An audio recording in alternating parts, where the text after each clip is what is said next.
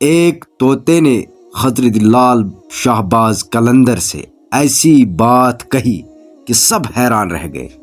ایک دن لال شہباز قلندر دریا کے صحن میں بیٹھے تھے۔ لوگ دور دور سے دعا لینے آ رہے تھے۔ اچانک ایک آدمی پنجرے میں بند طوطا لے کر آیا۔ طوطا بار بار ایک ہی جملہ دہراتا تھا، مجھے آزاد کر دو، مجھے آزاد کر دو۔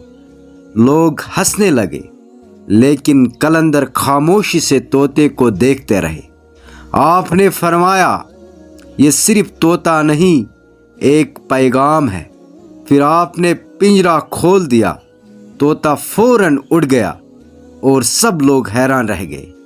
قلندر نے فرمایا، جیسے یہ طوطا قید میں تھا، ویسے ہی انسان اپنے گناہوں میں قید ہے، اور آزادی صرف اللہ کی یاد میں۔ یہ سن کر سب کی آنکھوں میں آنسو آ گئے۔ دوستو، حقیقی آزادی صرف اللہ کی بندگی میں ہے۔